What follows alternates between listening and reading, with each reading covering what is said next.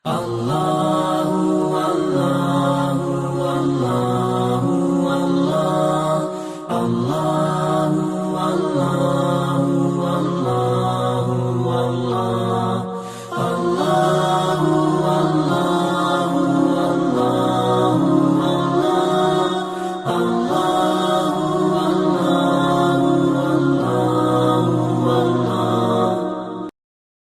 Cari-cari ayat tentang kebesaran Allah di dalam Al-Quran. Misalnya yang bikin teman-teman sering galau itu apa? Sebutlah masalah jodoh. Yang sering, bukan teman-teman sih, saya dulu juga kayak gitu. Namanya orang masih sendiri kan galau ya, saya bisa nikah gak ya? Kayaknya gak ada yang mau deh sama saya. Alhamdulillah Allah karuniakan seseorang yang mau sama saya. Kalau kita lagi galau tentang satu masalah, jalan keluar yang pertama yang harus teman-teman cari itu adalah Allah Subhanahu wa Ta'ala. Coba tanya kepada Allah, coba baca ayat-ayat Allah, gimana cara mengobati galau atau masalah di dalam hati kita. Misalnya masalah jodoh. Allah bisa kita baca di dalam firman Allah surat An-Nur ayat 32. Ini salah satu ayat yang bisa membooster teman-teman jomblo fisabilillah. Ini ayat jomblo banget nih. Ayat surat An-Nur surat 24 ayat 32.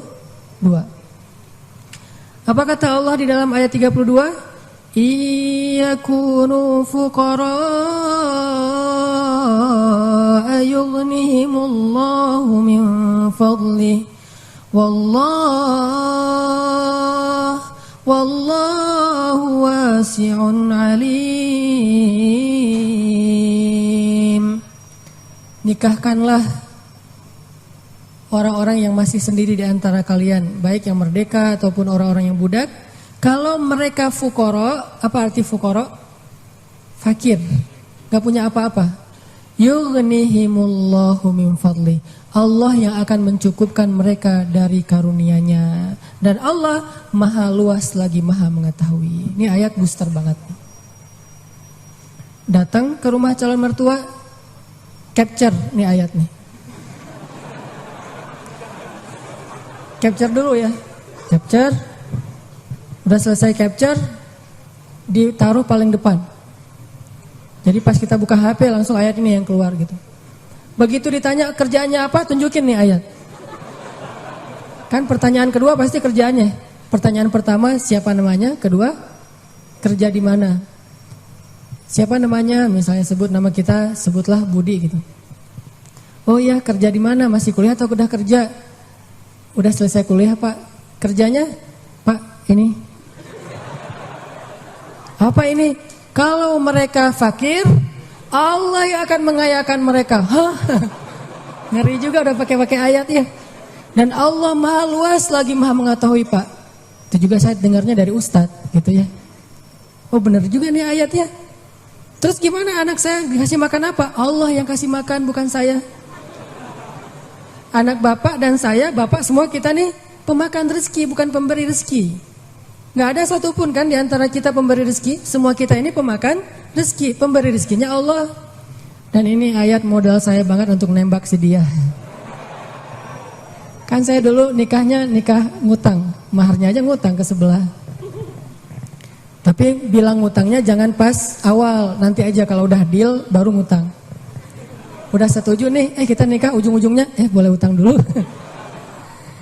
Ternyata Allah mudahkan setelah itu. Justru setelah saya nikah tuh kan dulu saya kerja gak jelas ya. Memang gak punya kerja sih, bukan gak jelas. Nikah tuh gak punya kerja, gak punya simpanan apapun, gak punya bekal. Pokoknya modalnya modal surat An-Nur ayat 32. Itu modalnya, catat tuh. Kalau perlu jadikan status. Justru setelah menikah saya ngebuktiin sendiri gimana Allah maha menunaikan janjinya. Allah gak pernah ingkar janji. Kalau kita fuqara, saya emang dulu fuqara. Gimana fuqara? Gak tahu mau makan apa hari ini juga. Namanya mahasiswa di luar negeri. Tapi kemudian setelah selesai nikah, Allah mudahkan dengan tiba-tiba saya dapat kesempatan menjadi petugas haji resmi, bukan outsourcing gitu, resmi. petugas haji resmi dari Depak selama 1 bulan musim haji, dan itu lumayan penghasilannya. Pulang dari situ dapat tawaran untuk ikut audisi mengisi tilawah Al-Quran di salah satu televisi di Mesir. Yang ikut audisi itu banyak. Orang-orang Arab kan ngajinya bagus-bagus ya. Kelasnya udah kelas Al-Afasi, Al-Ghamidi, Toha Junaid, yang keren-keren lah bacaannya, suaranya, hafalannya udah pasti keren. Saya ikut audisi tuh. Ternyata dari sekian ratus orang yang ikut audisi, yang dipilih cuma 5 orang min ajmalis saut atau as-saut adz-dzahabi, suara emas. Dan saya alhamdulillah terpilih. Entah gimana caranya, mungkin juri waktu itu juga lagi nggak dengerin saya, tiba-tiba dicontreng aja.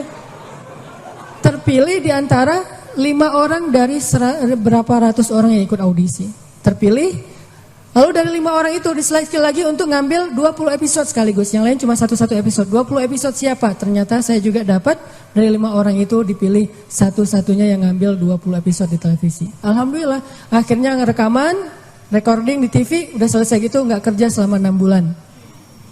Mulailah kita keliling-keliling nggak jelas gitu di Mesir, mondar-mandir kayak 99 cahaya di langit Eropa gitu. Benar kan kata Allah, kalau mereka fuqara yughnihimullah, maka Allah akan memberikan kekayaan untuk mereka atau kecukupan. Jadi obat hati itu adalah yakin kepada Allah. Dan cara yakin kepada Allah, baca firman-firman Allah Subhanahu wa taala. Allah berjanji di dalam banyak ayat untuk bisa menjadi iman, menambah faith, menambah keyakinan di dalam hati kita. Tinggal kita baca aja. Banyak banget ayat-ayat kayak gitu. Jadi begitu kita galau tentang gimana nanti nih, apa yang harus saya kasih, gimana menafkahi, baca nih ayat. Gitu juga kalau misalnya kita cari kerjaan atau cari nafkah. Allah Subhanahu wa taala juga memberikan kita banyak sekali ayat-ayat yang menjadi janji dari Allah bahwa siapa yang yakin kepada Allah, pasti Allah Subhanahu wa taala akan menjaganya. Itu banyak banget ayat kayak gitu. Salah satunya teman-teman bisa baca minimal banget teman-teman bisa baca di surat Hud ayat 6.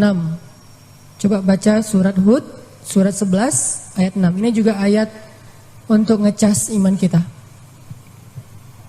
Apa kata Allah di ayat 6 surat Hud?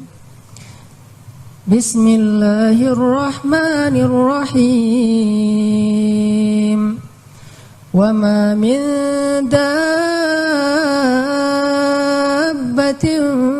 fil ardi illa 'ala Allahi rizquha wa ya'lamu mustaqarraha wa mustawda'aha kullun fi kitabim mubin. Gak ada satupun hewan yang melata di muka bumi illa 'alallahi rizquha, kecuali Allah yang menjamin rezeki bagi mereka. Terus kenapa kita khawatir?